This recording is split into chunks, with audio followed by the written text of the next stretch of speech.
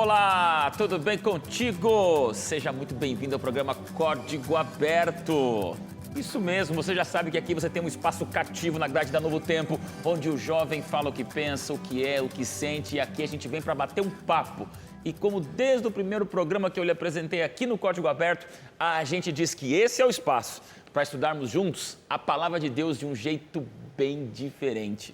Essa é a 11ª temporada e está sendo bom demais conhecer um pouquinho mais cada um desses convidados dentro de um assunto que você tem visto nas últimas semanas. Não é por acaso que eu falei, sem nenhum exagero, que essa vai ser uma das temporadas marcantes do Código Aberto, exatamente pelo livro marcante, misterioso, intrigante, com algumas curiosidades, mas sobretudo com inúmeras perguntas. Estamos falando do livro de Jó. Tão bom ler Salmos, né? Tá ali bonitinho os Salmos, tanta coisa bonita. E antes vem de Salmos Jó. E aí estamos aqui batendo um papo num livro que chega a ser constrangedor em alguns momentos.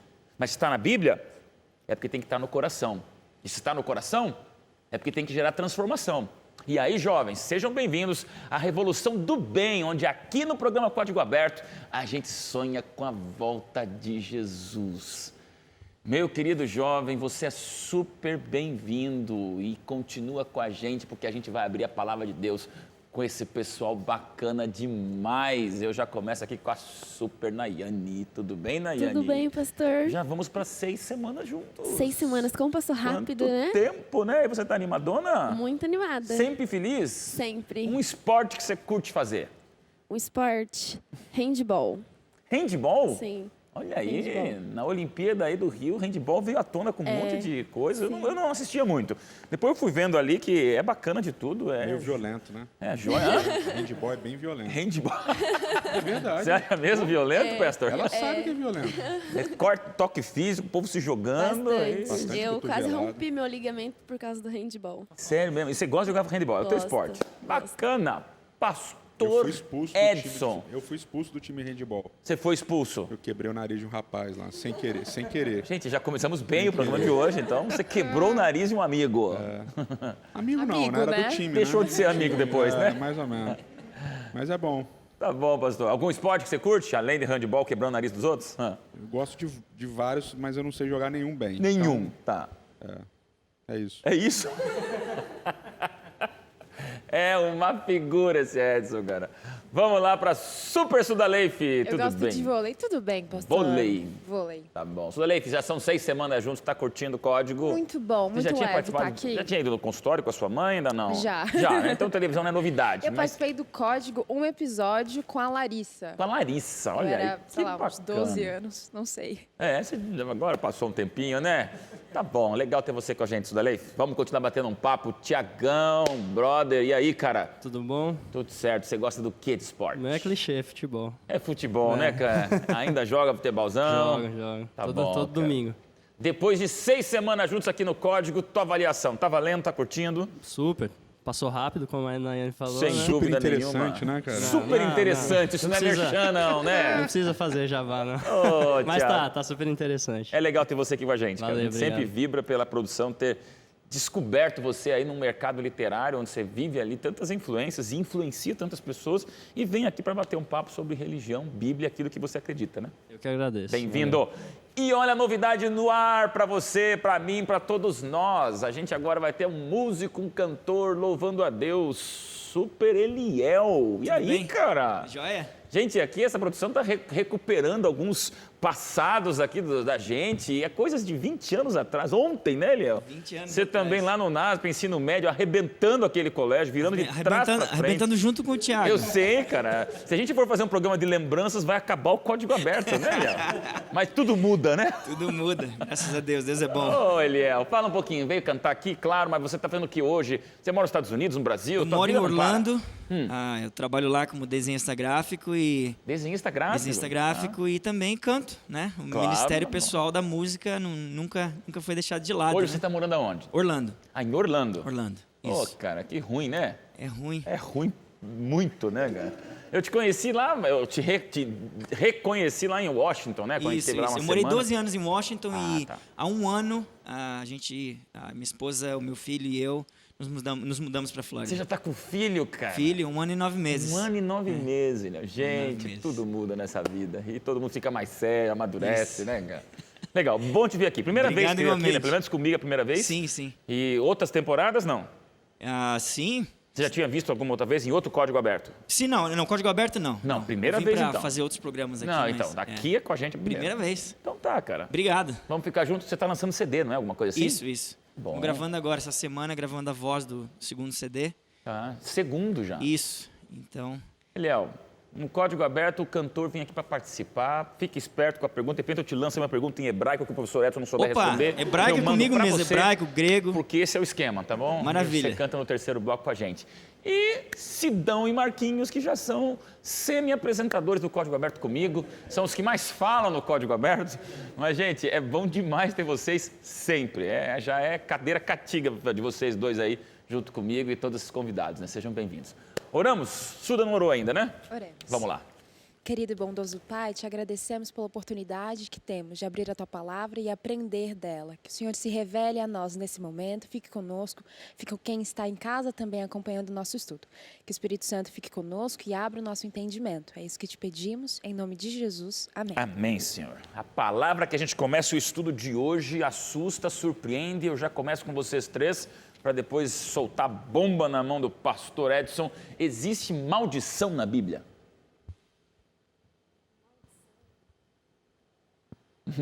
Que delícia, os três com o microfone abaixado, significa que ninguém está arriscando. Vamos lá, quando fala a palavra maldição, o que vem na cabeça de vocês? Maldição existe, né? Desde lá do começo, quando Eva pecou e tal, já havia maldição. Houve bênção também em seguida. Existe. E aí, maldição justa e injusta? Tem maldição justa e injusta, será? Maldição justa, eu acho que já contradiz. A própria palavra já contradiz. Maldição e justa não se encaixam na mesma frase, como se diz. Não? Ai, E o pastor agora, não vai né? assim, você já desmonta a menina. Nós estamos começando o programa, todo mundo inseguro, Mas professor. você fala na introdução que aqui a gente está aqui para concordar e discordar, então... Agora eu fiquei com pena da Nayane com esse não. Esse não me Não. deixou assim, até Mas eu foi fiquei com medo, foi um né? questionamento, não? Vamos lá, e aí? Eu acho que não. Não, mas, por exemplo, quando Adão e Eva pecam, Deus amaldiçoou a terra e amaldiçoou a serpente. Foi justo ou injusto? Foi a consequência do pecado, não? Mas não foi justo? Não foi uma maldição que ele dá? É uma maldição mas eu não creio que a essência da palavra é maldição, entendeu? Entendeu? Bacana, você vai entrar Eu na acho sala que de o aula, Edson, como faz professor, vestibular ele para tá adorando teologia rir da e você gente. vai estudar com o professor Edson daqui a algum tempo, que eu já vi que as aulas dele são demais, né? Suda, a palavra maldição tem na Bíblia? Tem, mas o que você sente disso? Ainda mais no contexto de Jó que a gente está discutindo, né? Eu acho que tem. E para quem recebe, geralmente vai parecer algo injusto, mas eu creio que na perspectiva de Deus tem um porquê de ser lançado ou não. Vamos lá, pastor. Um tal de Elifaz aparece em Jó e agora até nós olhamos para você e falamos, não? Não, e aí? Não existe? Como é que Então, é um processo bíblico que a gente não curte pensar muito, principalmente quando acontece com a gente, ou em torno da gente, ou em situações de sofrimento, de dor e de morte, etc. Mas é sim uma recorrência bíblica, né? Não é jabá, né, o que eu vou falar Ok. agora. Mas esse livro aqui, É ótimo. Não é jabá, mas... Nosso Criador Redentor, Introdução à Teologia Bíblica da Aliança, do Hans Rondelli, é um livro que realmente explica essa questão de como funciona a aliança. Eu vou resumir aqui, porque obviamente é um semestre inteiro de aula que você dá para tentar arranhar um pouquinho de como funciona essa teologia da aliança. Então, em determinado momento, uma série de tratados econômicos e políticos foram achados, e esses tratados eles tinham uma estrutura, né? Uma estrutura bem simples. São os tratados suzerano-vassalo, meio que já expliquei em outro momento. Suzerano é o indivíduo que é mais poderoso, é mais forte, e o vassalo é aquele que é mais fraco, então ele se submete ao suzerano. O suzerano manda, o vassalo obedece. E, em contrapartida, o suzerano oferece proteção para o vassalo. Nesses tratados que foram descobertos, se percebeu uma linguagem interessante. Obviamente, a linguagem do suzerano vassalo, a linguagem de rei e servo, a linguagem de pai e filho, E esses tratados são muito curiosos, eles funcionam assim, tem a apresentação do suzerano, né? Então, eu sou fulano de tal, o rei tal, filho de não sei quem, filho de não sei quem, filho do deus da tormenta, filho do deus não sei o que lá e tal, rei sobre toda a terra, e etc, etc, etc. Aí depois ele apresenta uma relação histórica dele com o vassalo. Sim, e tem vários modelos, né? Vou citar um assim de cabeça aí do rei Shawatazna com o outro lá que eu esqueci agora. Bom, tudo bem.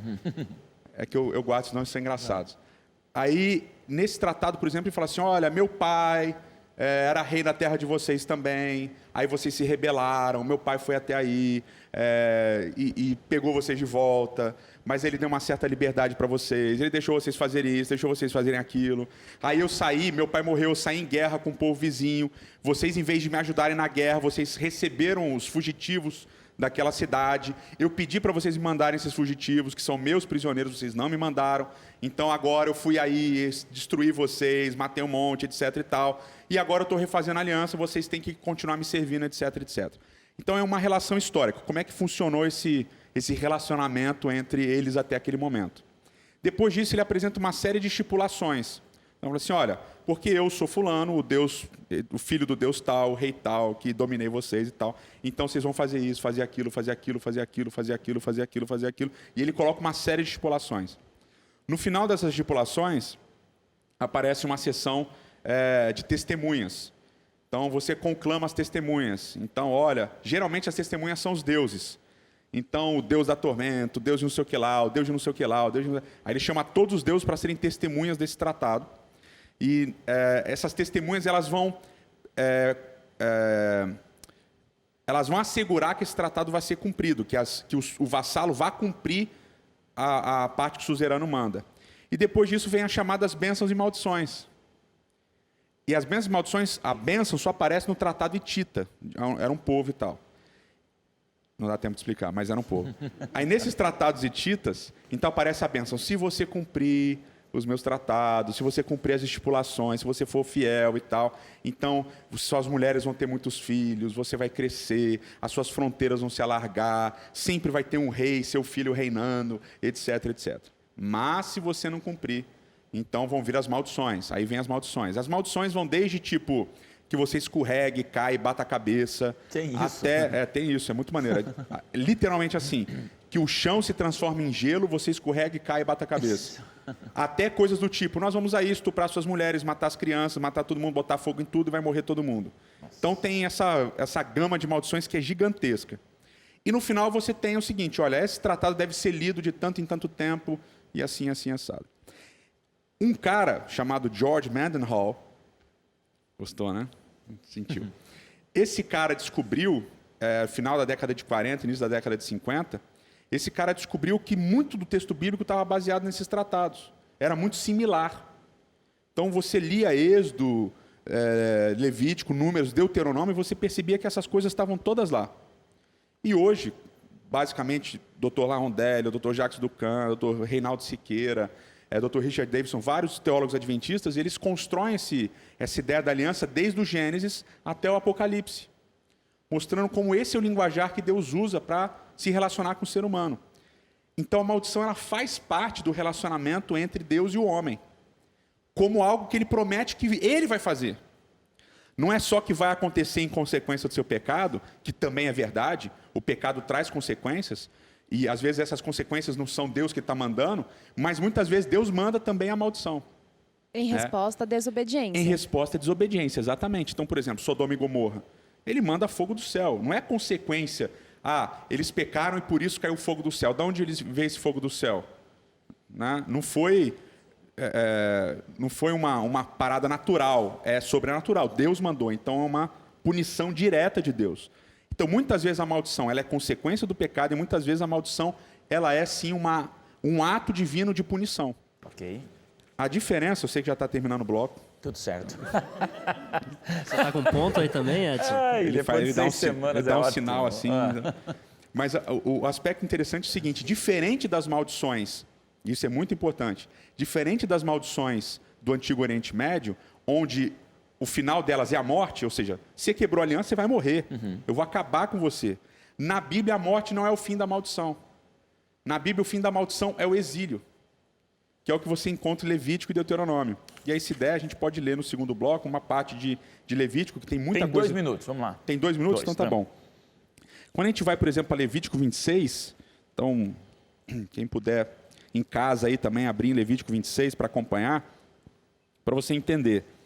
E muito do discurso dos amigos de Jó, mas muito mesmo, está baseado nesses textos que a gente vai trabalhar aqui, rapidamente. Repete Levítico 26 e Deuteronômio 28, mas a gente vai ler só o 26, né? Levíticos capítulo 26. Isso. Então, olha lá. Diz assim, a partir do verso 3. Se andares meus estatutos, guardares meus mandamentos e os cumprirdes, então eu vos darei a vossas chuvas a seu tempo, a terra dará messe, a árvore do campo seu fruto, a debulha se estenderá até a vindima até a sementeira, comereis o vosso pão a fartar, habitareis seguros na vossa terra, estabelecerei a paz na terra, deitar-vos-ei e não haverá quem vos espante, farei cessar os animais nocivos da terra, e pela vossa terra não passará espada, ou seja, não vai ter guerra. Perseguireis os vossos inimigos e cairão a espada diante de vós. 5 de vós perseguirão a 100, 100 dentre vós perseguirão a 10.000, e os vossos inimigos cairão a espada diante de vós. Para vós outros olharei, e vos farei fecundos, e vos multiplicarei, e confirmarei a minha aliança convosco. Comereis do velho na colheita anterior, e para dar lugar ao novo, etc. Tal. Verso 11. Porei o meu tabernáculo no meio de vós, e a minha alma não vos aborrecerá. Andarei entre vós, e serei o vosso Deus, e vós serei o meu povo. Essa linguagem aqui do verso 11, do verso 12, é uma linguagem extremamente importante em toda a Bíblia. E ela vai se repetir no Pentateuco, nos profetas, em todo lugar. Eu sou o seu Deus, você é meu povo. Eu sou o seu Deus. Toda vez que Deus fala isso, é linguagem de aliança. E aí, na sequência, vem as maldições. Mas, se não me ouvides e não cumprides todos esses mandamentos, e rejeitados meus estatutos, a vossa alma se aborrecer, a ponto de não cumprir, etc. Verso 16. Então vos farei isso, porei sobre vós o terror, a tísica, a febre ardente, fazem desaparecer o lustro dos olhos. Verso 17. Voltar-me-ei contra vós e sereis feridos diante de vossos inimigos. Verso 18. Se ainda assim com isso não me ouvides, tornarei a castigar-vos 7 vezes mais por causa dos vossos pecados, etc, etc. Como pelo meu tempo já está acabando, mentalmente, é o seguinte, resumindo. As bênçãos, elas vêm num bloco. Se você reparar a estrutura do texto, as bênçãos, elas vêm num bloco. Elas não têm divisão literária, elas vêm num bloco. E a bênção maior é a presença de Deus no meio do povo. As maldições, elas vêm em bloco. Se você, ouvinte, telespectador, sei lá, você que está ouvindo aí. Isso aí. Se você ler depois Levítico 26, você vai perceber que tem uma expressão que vai se repetir assim, ó. Mas se não me ouvirdes, aí tal. Aí, por exemplo, no verso 18. Se ainda com isso não me ouvirdes, tornarei a castigar-vos 7 vezes mais. Aí depois, verso 23. Se ainda com isso não vos corrigirdes para volverdes, porém andardes contrariamente comigo, e assim por diante. Várias vezes ele vai falar, se ainda com isso você não se arrepender. Vai ficando cada vez pior. Exatamente. Ou seja, as maldições, elas vêm em blocos. Então, desobedeceu, pum, vem um conjunto de maldições. Ou que Deus permite que aconteçam, ou que Ele manda. Pá, vem. Qual é o objetivo? Arrependa. Volte. Não se arrependeu? Vem mais um conjunto.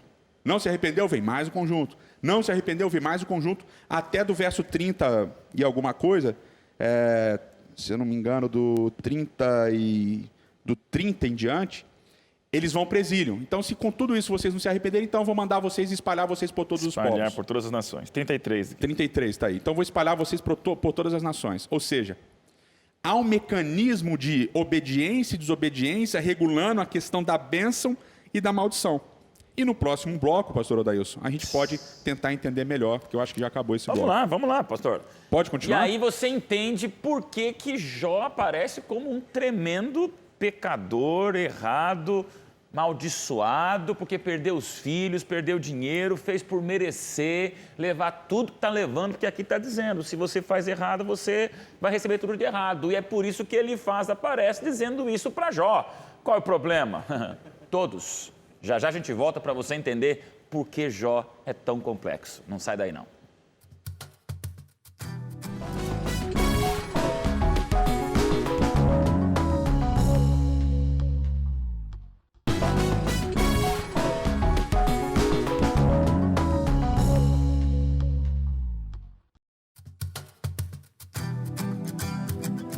Vamos lá, de volta. A produção teve um calafrio aqui. Pastor, o que o senhor está falando sobre Jó? É só para você entender que no contexto do que o pastor acabou de mencionar, pastor Edson, todos esses amigos que parecem inimigos e quase malucos de Jó, que aparecem para falar as coisas mais absurdas, tanto é que nosso estudo aqui, ele fala legal, né? Ele incorpora tudo que você nunca deve fazer num funeral. O cara tá chorando porque perdeu os 10 filhos e ainda ele vem dizendo, mas deve ter um pecado por trás disso aí. Mas, gente, vocês entenderam que na mente de Elifaz não é tão absurdo o que ele refletiu? Pastor, aqui, continue, pastor. O senhor nos deu essa base, esse fundamento para entender que no raciocínio, não só hebraico, mas talvez de todos nós que tem a aliança bíblica, se você faz o bem, você recebe o bem. Se você recebe o mal, é porque você fez algo mal. Essa é a lógica. Então, exatamente, essa é uma lógica que funcionava no Antigo Oriente e funcionava aqui na Bíblia também. É interessante como muito da nossa teologia é baseada nessa ideia de causa e efeito. Causa e efeito. Que a gente chama, é a teologia da barganha, né? Teologia da barganha. Você faz, Deus faz. E quando você lê aqui Levítico 26, Deuteronômio 28, você percebe que parece haver uma base para isso. A questão toda é a seguinte, e essa é uma reflexão importante. Quando você lê as bênçãos, a gente leu, a pergunta que eu sempre faço na aula, a gente está em Levítico 26, né? Aqui. Já tinha tabernáculo? Já. O tabernáculo foi construído, no final do livro de Êxodo já tinha tabernáculo. Levítico são as leis. Uma das bênçãos diz assim, porém meu tabernáculo no meio de vós. O tabernáculo já estava no meio deles. Depois diz, eu vou ser o Deus de vocês e vocês vão ser o meu povo. Mas ele já falou isso em Êxodo 19. Israel já era povo e ele já era o Deus de Israel. Já estava funcionando isso daí. Ou seja, a bênção aqui, o ápice da bênção, o centro da bênção, que é a presença de Deus, o relacionamento de Deus com o povo, não parece ser fruto da obediência de Israel, mas da ação de Deus graciosa, de Êxodo 19. Então, Deus tira Israel do Egito. Ele fala, agora eu tirei vocês do Egito, já trouxe que vocês estão livres. Agora eu vou ser o Deus de vocês, vocês vão ser o meu povo. Você já abençoou Israel. Ele já libertou Israel. Ele já é o Deus de Israel, Israel já é o povo. Ele manda construir o santuário, Israel constrói o santuário, está habitando no meio do povo já. Aí ele fala, se vocês continuarem, ou seja, se vocês me obedecerem, aí basicamente sim. Se vocês continuarem a andar comigo, então eu vou continuar a fazer o que eu já estou fazendo. Então, a bênção vem primeiro e ela vem como? Pela ação divina. Sem o mérito humano, sem a ação humana, mas ela vem de Deus. É uma bênção, é uma dádiva. Você não merece, ele te dá. Aí ele fala, você quer continuar? Então agora anda comigo. Que é o que acontece em Zacarias 3, que a gente já passou um pouquinho. Então ele fala para Josué, né? Josué está sujo lá, ele fala, troca as vestes de Josué. O que Josué fez? Nada. Ele abençoou Josué. Troca as roupas e dá... É graça, é de graça. Troca a roupa e restaura o serviço do santuário. Ele diz, Josué, agora anda nos meus estatutos, anda na minha lei, etc. Ou seja, você recebe a bênção, ela vem de graça. Você quer manter a bênção? Anda comigo. Mas quando você vai para as maldições elas fazem parte de um processo de retorno. Então, muitas vezes, esse é um entendimento que a gente tem complexo, infelizmente, nem sempre bíblico, de que as coisas, as doenças, vêm para nos purificar ou nos fazer mais santos. Não. Se é uma ação divina, e a gente nem sempre sabe que é uma ação divina, e é isso que o livro de Jó vai trabalhar, a gente vai ver, acho que daqui a 2 lições, a gente vai ver exatamente isso. Mas quando vêm essas maldições elas têm o intuito de nos trazer o arrependimento, fazer com que a gente mude o caminho que a gente estava andando e volte para Deus. Então esse mecanismo da aliança, ele parece estar presente, assim, claramente no discurso dos amigos de Jó. Claramente. Eles estão baseados aqui. O que eles não entendem é, a bênção vem de graça, você só trabalha para manter. E a maldição na cabeça deles vem porque você pecou. Esse é o dilema, né? Esse é o dilema, ou seja, quando Elifaz fala, quando Bildade fala, quando Zofar fala, eles estão baseados num pensamento de teologia causa e efeito, de barganha, com um entendimento equivocado das alianças bíblicas. Ok? Equivocado das alianças bíblicas. E é isso que Jó vai trabalhar com eles. Então, por exemplo, o discurso de Elifaz, né? Quando a gente vai lá, aproveitando que eu estou falando, né? Vai lá, pastor. Não. Quando a gente vai lá no discurso de Elifaz, o primeiro discurso de Elifaz, lá no capítulo 4, então ele tem uma construçãozinha, né? Ele começa falando com Ele começa, viu? Fala. Não, ele dá uma penteada ali, né? Ele dá uma erguida na bola de Jó. Assim. Exatamente. Começa ele, bem, né? Ele começa bem. Os amigos de assopra Jó, ali e tal. os outros amigos não vão começar tão bem como ele. Ele Sim. começa, olha, Jó, tal, será que eu posso fazer falar? só um parênteses antes, Pode, porque daí eu pode. acho que Desculpa, talvez a gente não desculpa. consiga voltar nesse ponto. A fala de Elifaz, ela não tem conexão direta com o que Jó estava falando. A gente pegou a questão do silêncio ontem, né, dos amigos de Jó. A gente chegou a uma conclusão aqui de que foi oportuno aquele silêncio, foi sensível da parte deles, empático. Só que aí Jó começa a falar, né, e aí eles se sentem no direito de falar, e é engraçado que ele começa a fazer uma defesa, o Edson vai falar melhor, né, de Deus, sendo que Jó não tinha tocado nesse ponto aí. É interessante isso. Várias vezes na Bíblia isso acontece, isso é irônico também, uma das ironias de Jó. Basicamente, Elifaz não entende o que Jó fala, e Jó não faz nenhuma pergunta para Elifaz, e Elifaz resolve responder. O que é engraçado, né? Geralmente a nossa religião é assim também, né? A gente responde as perguntas que ninguém fez, né? Ela Então- já chega com o discurso pronto.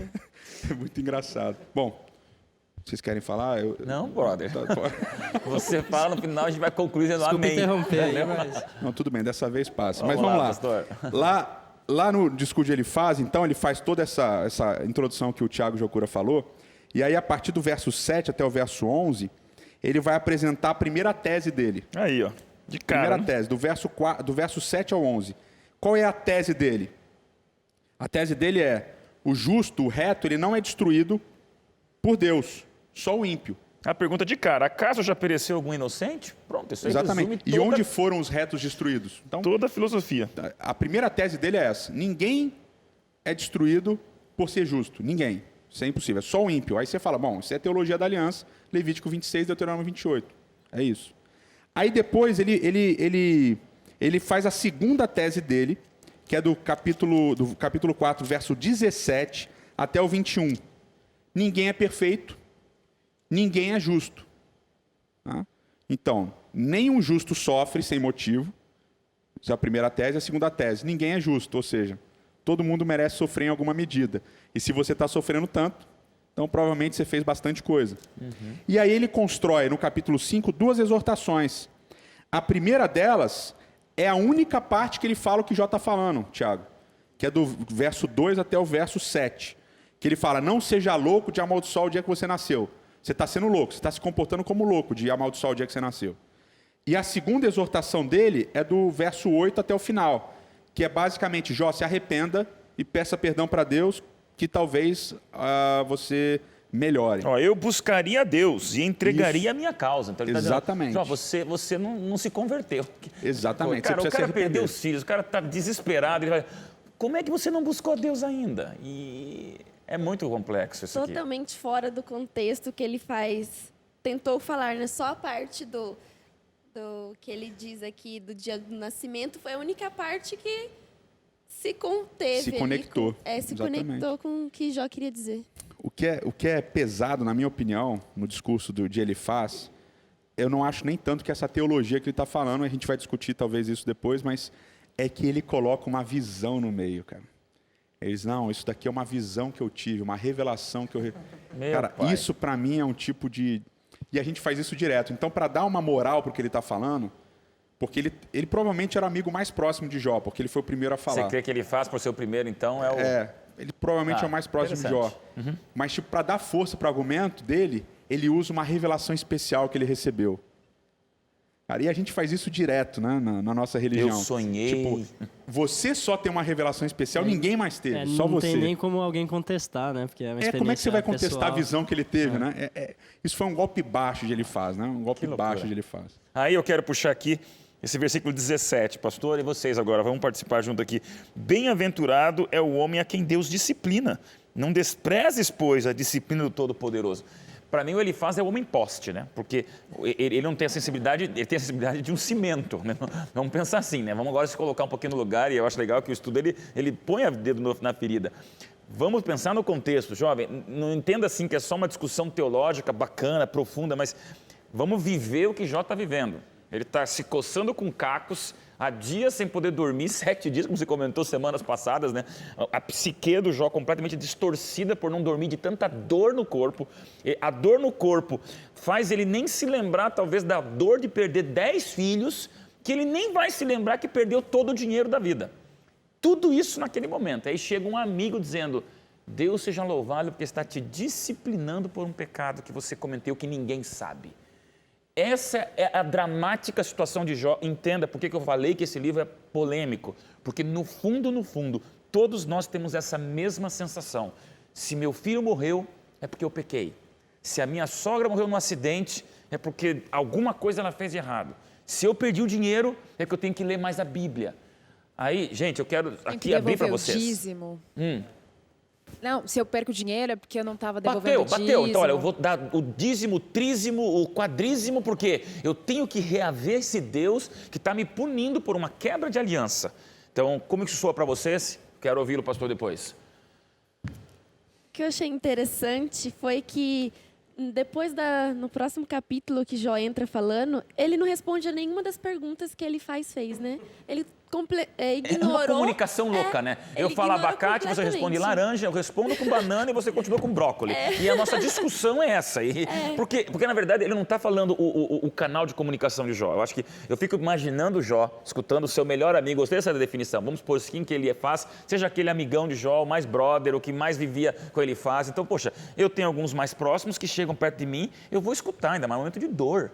E você dá o ouvido para a pessoa, diz assim, de repente ela vai me trazer alguma coisa. Então, isso calou fundo no coração de Jó. Mas ele nem responde, né? Nem responde, ignora completamente e passa para frente. Fala, Sudan. Ele diz da grandeza de Deus, contrapondo com a fragilidade do homem, mas falta calor humano, falta bondade nessa fala. Ele não reconhece que declarar a razão do sofrimento não faz com que o sofrimento desapareça, não alivia a dor de quem está sofrendo. A gente não é curado por saber que a dor é inevitável ou que o pecado é universal. Isso não alivia, só saber a natureza. Não é a cognição que resolve o negócio, né? De novo, a lógica de causa e efeito não me alivia. Ele esqueceu de se colocar no lugar de Jó, né? E ele podia muito bem estar ali, porque eles ficaram 7 dias ali em silêncio. Então já podia estar sentindo aquela dor, mas nesse momento ele esqueceu completamente isso. Mas vamos entender, deixa eu ser um pouquinho de advogado ele faz, né? Para a gente só não demonizar o raciocínio dele. Sim. O pastor acabou de ler Levíticos para a gente. O desespero de um amigo, olhar um amigo que está na miséria, da submiséria humana, é tentar argumentar, cara, é tão ilógico isso que deve ter alguma minúscula lógica. E aí ele puxa, eu achei legal que na quinta-feira passa pelo julgamento precipitado, mas é um precipitado depois de 7 dias do lado. Então, é um precipitado pelo desespero, dizer assim, Tiago, eu tenho que ter uma resposta. O que está acontecendo com você deve ter alguma coisa. Né? Tem uma ironia, né? Porque ele começa dizendo que Jó é sábio, que ele também é sábio. E ele usa vários termos de provérbios, né? Olha aí. Inclusive, esse verso que você leu, o verso 17, é mais ou menos uma menção de Provérbios 3, por exemplo, né? Que fala, não despreze a disciplina do Eterno, etc e tal. Agora, o curioso é que ele mesmo, está desprezando o próprio livro de Provérbios, né? Que no capítulo 10 diz que o sábio é aquele que se cala. Então, ele não se calou. Salvas de prata. Então, tem uma série de ironias aqui interessantes. Eu vou defender só um pouquinho. Ele Vamos lá. faz assim. A gente falou em outras semanas anteriores aqui sobre aquela situação de confortar o enlutado, né? Então é aquela situação constrangedora ali e tal. Você não sabe muito bem o que dizer. Muitas vezes é até melhor não dizer nada, Sem só dar um dúvida. abraço e tal. Eu fico imaginando, né? Só especulação, saindo do bíblico, desculpa, Edson. Mas ele passou 7 dias ali, em silêncio, ele deve ter ficado maquinando um consolo ali e tal, tentando entender. Tiago, você falou uma coisa agora que eu posso dizer por experiência pessoal. O pastor, a gente muda muito nosso comportamento num funeral, depois que você vive na pele o funeral que mais te dói, sabe? E eu achei interessante, conversando com a minha esposa ali, você marca 2 situações na vida, talvez 3, que você sabe o rosto de cada um, você lembra cada um que foi, cada um que não foi, e não é muito o que falou, é por estar. Quando dá casamento, você lembra, né? No casamento você lembra, que eu convidei e não veio. Você lembra no casamento quem veio. Quando nasce uma criança e vai te visitar no hospital, eu me lembro de todos que foram lá orar ou ver quando a Thalissa nasceu, e funeral. Eu vivia com a minha esposa ali aquele luto trágico do acidente da sua mãe, e ali a gente se lembra até hoje, todos que foram, quem não foi, e os melhores consolos é esse de quem abraça e fala assim, só vim, Não tem que querer dizer, pastor, olha, promessa e tal. Só vim, porque nada vai no argumento preencher o buraco da saudade, só que a presença ajuda. Mas eu acho que eles não se contiveram, né? Vamos ter que falar, né? Já acabou o tempo. Vou por rápido intervalo, vamos voltar um pouquinho mais conversando, porque esse é o momento polêmico, quando os irmãos, os amigos de Jó começam a falar. E olha aí, você vê que tem lutas para todos os lados, né? Já já a gente volta.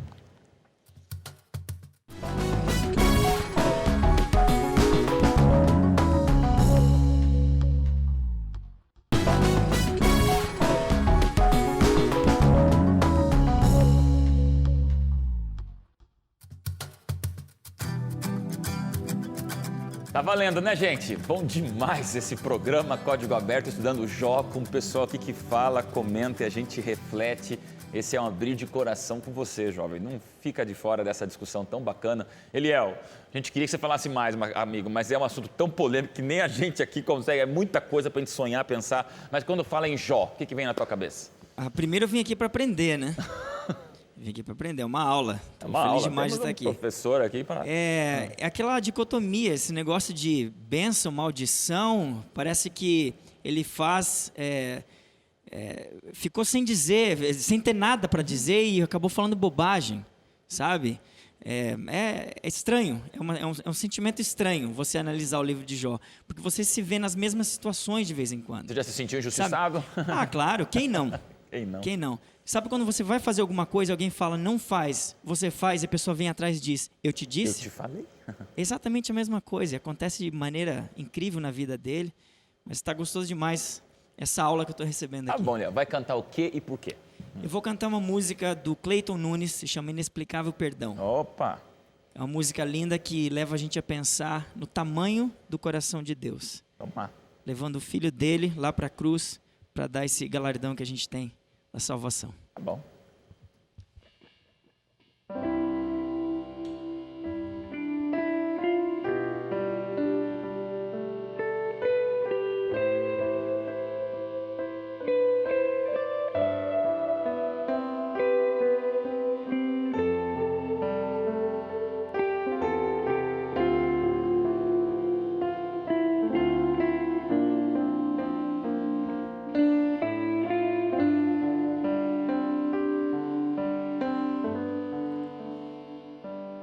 O perdão não pode nunca acontecer, onde a mágoa contra alguém permanecer. O perdão não pode nunca existir, onde o orgulho que nos cega persistir. Quantas vezes fui ferido sem querer, ou com intenções de me fazer sofrer. Como foi difícil ter que aceitar que era o meu dever o outro perdoar.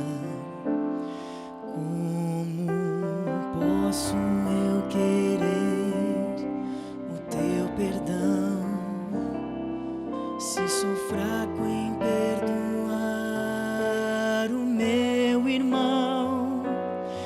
Me ajuda em minha falha, ó Senhor, minha única esperança é o teu amor. Sei que podes transformar meu coração,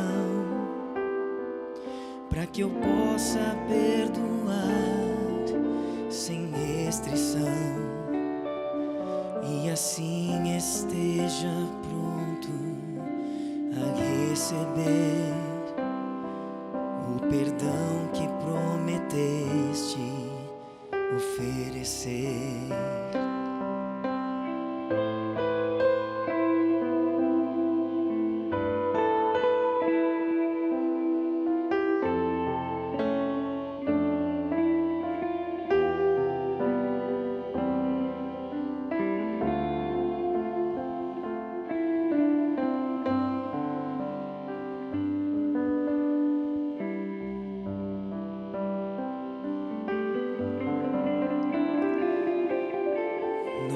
Pai desceu do céu para demonstrar o perdão que não podemos explicar, que lançou um terno olhar de compaixão ao soldado que pregou a sua mão. E esse mesmo sentimento eu posso ter se meu coração a Ele pertencer, e aprendendo a perdoar o meu irmão, estou pronto a receber o seu perdão. Como posso eu querer o teu perdão se sou fraco em perdoar o meu irmão? Me ajuda em minha falha, ó Senhor. Minha única esperança é o teu amor. Sei que podes transformar meu coração para que eu possa perdoar sem restrição, e assim esteja pronto a receber o perdão que prometeste oferecer.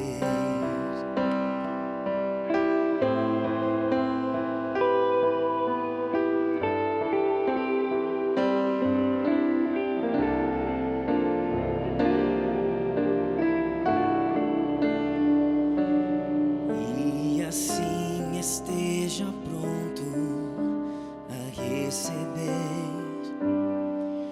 o perdão que prometeste oferecer.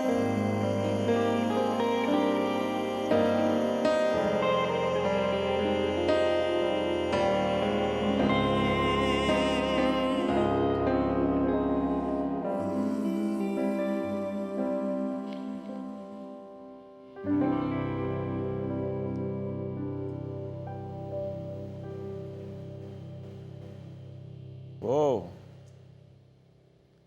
Daquelas músicas que abraçam a tua alma, né? Parabéns, Deus seja louvado pela letra, pela música, pelos dedos de vocês. Vocês tocam, vocês cantam de um jeito que... Perfeito, perfeito. Para honra e glória de Deus, hein? Linda letra. Deixa um climão aqui com a gente, se é que você está sentindo na sua casa ou no seu smartphone assistindo o código. A música preenche espaços que as palavras às vezes não sabem expressar, né? Voltemos a discutir o finalmente da nossa lição. Pastorzão, ficou de fora alguma sugestão, alguma repercussão aí dessa participação dele fase que a gente conversou? É interessante porque se você ignora o capítulo 1 e o capítulo 2, o que ele está falando faz bastante sentido dentro de uma teologia da aliança. O problema é que ele desconsidera um ponto essencial, que é a ação de Deus, que é o soberano da aliança. Quando a gente trabalha a questão das alianças, principalmente a questão das bênçãos e maldições, e a gente ignora a questão da soberania de Deus, a gente centra a nossa teologia no homem. E aí vira um relacionamento de barganha. Eu faço, ele faz. Eu não faço, ele não faz. Quando, na verdade, ele faz e por isso eu faço. Ok? Então, essa mudança na perspectiva de ele faz, ele centra a religião no homem. O homem passa a ser o foco da religião e da teologia e da própria aliança. Então, na verdade, é o homem que controla Deus e não Deus que controla as relações com o homem. E o que ele está falando é isso. Fala assim, olha, Deus não é o centro do relacionamento, ou seja, ele só está fazendo alguma coisa porque você fez. Então, você precisa mudar porque ele vai mudar. E essa é a religião mais fácil da gente entender, porque não precisa de ninguém, é só a gente. Infelizmente, não é a religião bíblica. Então, essa é a religião da maior parte dos nossos cultos, essa é a religião da maior parte das nossas orações, essa é a religião da maior parte dos nossos eventos. A nossa vida religiosa, se a gente for sincero e bem reflexivo, ela é centrada na gente mesmo. A gente acha que a gente controla os favores de Deus, né? Então, poxa, eu vou na igreja todo sábado, ou eu vou na igreja todo domingo, ou assisto todos os cultos, ou faço todas as orações, ou rezas na hora certa, do jeito certo. Ah, então Deus me abençoa. Ah, eu dei bastante dinheiro para Deus, então Deus me abençoa. Ah, eu mudei meu estilo de vida, sou vegetariano, então não vou ter doença. Ah, e a gente trabalha muito no nosso cotidiano essa religião em que a gente controla as coisas. E, infelizmente, é isso que os amigos de Jó estão fazendo. Uma base na Bíblia, mas uma base equivocada na Bíblia, sem compreender um contexto maior. E a gente vai ver daqui a 2 lições como o Jó chama a atenção deles para isso.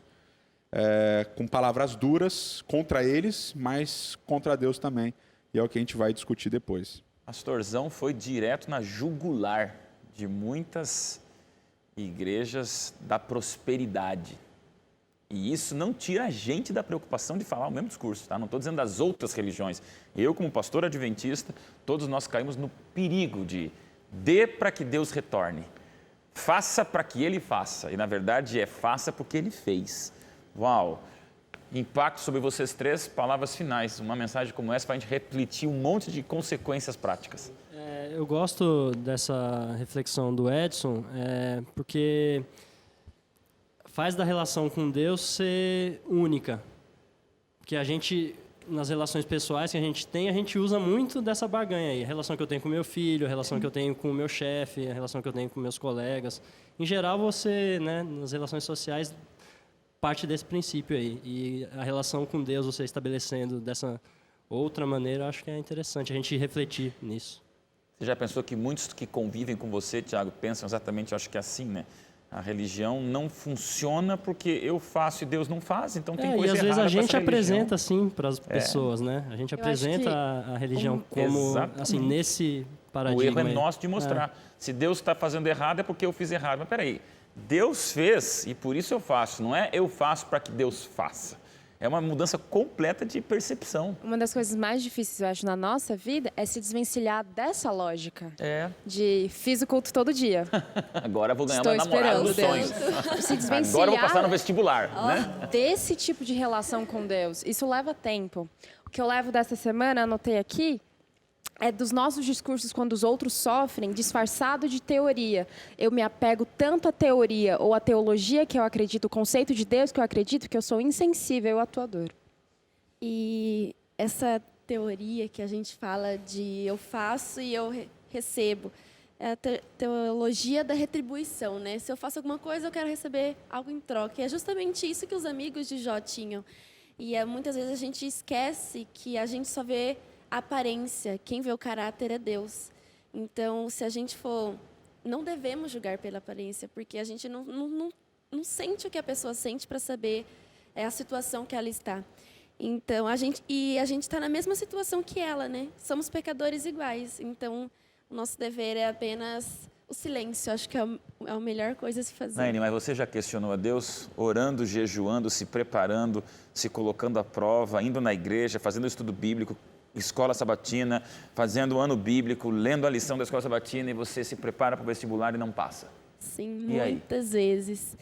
Até o momento que eu entreguei tudo a Deus. Falei, Senhor, é a sua vontade, o momento certo, o tempo certo. E depois que eu fiz isso, isso foi no início deste ano, parece que as coisas mudaram. O peso que eu carregava parece que aliviou. Eu vou para o cursinho. Antes era uma dificuldade acordar às 5h30 da manhã e lembrar que você vai dormir só lá pelas meia-noite ou quando acabar tudo. E isso era um peso. Eu carregava, acordava, ia com má vontade. Depois que eu falei, Senhor, está nas tuas mãos. O momento que for para eu passar, vai ser esse momento.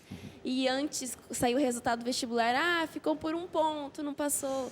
Nossa, eu chorava. Depois disso, falei assim, legal, não passei. Vamos lá, tem próximos vestibulares, estamos aí. É de um vestibular a um enterro de alguém que você ama. São lutas diferentes, são dores bem diferentes. Mas eu queria puxar essa tua realidade para você, jovem, entender que problema todo mundo tem. na sua dramaticidade e intensidade, mas a mesma barganha que no teu coração foi tentado com Deus, por que eu não passei se eu fiz tudo certo? É a mesma barganha que todos nós passamos de uma situação de uma agressão física, de um estupro, de um assassinato, de uma morte. Né? Minha mãe teve câncer 2 anos atrás e é uma notícia que te impacta quando você vê alguém servindo a Deus a vida inteira, orando, pregando, sendo uma pessoa que influencia tantas pessoas, tantas mulheres. Teve programa da sua mãe algumas vezes, Sudalei, fiz consultório de família. É uma inspiração para mim, a minha mãe. E o dia que a gente foi lá no médico e o médico leu o resultado, você tem câncer, o chão abre de um jeito que você fala, meu Deus, que resposta é essa? Então, jovens, aí não é aqui um pastor falando, aqui é um ser humano como você questionando, pastor Edson, todos nós, porque nós temos a nossa intensidade de dramas pessoais, onde não importa o tanto de sermões que eu preguei, importa que na cama eu chorei e falei, meu Deus, que injustiça é essa? Porque exatamente é isso. Me permita agora usar uma frase secular de um homem chamado Shakespeare que escreveu, né? Existe muito mais entre os céus e a terra do que a nossa vã filosofia. Numa outra aplicação, numa outra realidade, mas para mim é uma frase que impacta, porque exatamente, jovem, todo o livro de Jó e a tonteira, a tontice de Elifaz, sincera no seu coração, que quer ajudar Jó, mas acaba azedando ainda mais o angu das dúvidas, é porque a gente não consegue entender que existe entre céus e terra muito mais coisa do que Jó não entendia e do que eu não vou entender e nem você, jovem. Agora eu não quero terminar com dúvida. Eu quero terminar com esse Deus, como o pastor Edson falou, que já fez. Esse Deus que o Eliel pregou e cantou, que nos perdoa e que nos dá a obrigação de perdoar também. Se você quiser olhar o câncer, a morte, ou o vestibular, ou a falta de um namorado, ou o dinheiro que você perdeu, ou te passaram para trás, ou a inveja que politicamente te tirou do teu emprego, ou alguém que fez uma crueldade com você, se você quiser olhar isso, jovem, você morre. Você morre mesmo. Morre por dentro para depois morrer no corpo e finalmente com o coração parando. Agora, se você entender que essas lutas são de todos e você não é o único, você não está sozinho na luta de Jó. Deus já fez. Deus já foi. Deus já amou primeiro. Deus sabe o que a gente não sabe. Entre céus e terra, a nossa fã filosofia é pequena mediante o absurdo amor de um Deus que um dia vai explicar para Jó. E nós vamos até o final desse trimestre, eu gosto de imaginar que um dia, talvez, não sei se Jó vai conversar com Deus ou não, mas vai dizer, Jó, deixa eu te explicar agora, Jó. Você já está entendendo, jovens, que a gente não vai explicar tudo. E aí, se você quiser condicionar teu teísmo ou teu ateísmo a respostas divinas, toma cuidado, que você pode sair igual ele faz. Olha, você pecou, por isso que você perdeu teus filhos. Espera aí, gente, não é assim. Semanas atrás, um terremoto na Itália matou um monte de gente, o mundo ficou sem respostas, cenas dramáticas de crianças protegendo crianças no meio dos escombros, e você fica assim, meu Deus, quem pecou ali? Ah, não, é punição divina. Vamos parar com isso. É diminuir Deus quando você tenta explicar o sofrimento que você não vai explicar. Agora, sabe o que isso me faz? Perseverar nessa esperança de um Deus que diz, eu entendo tudo, então você confia que eu entendo tudo, mesmo que você não entenda. Metade do nosso trimestre tem coisa melhor vindo por aí, é desabafo sincero, jovem, para você ficar firme até a volta de Jesus. Continua com a gente, o programa Código Aberto termina por aqui, para você fazer uma oração agora e pedir a bênção de Deus na tua vida, mesmo que você não entenda a maldição que acontece na tua vida, porque Jesus volta e vai ser bom demais. Deus te abençoe, até o próximo programa Código Aberto, estudando a Bíblia de um jeito bem diferente. Tchau, tchau.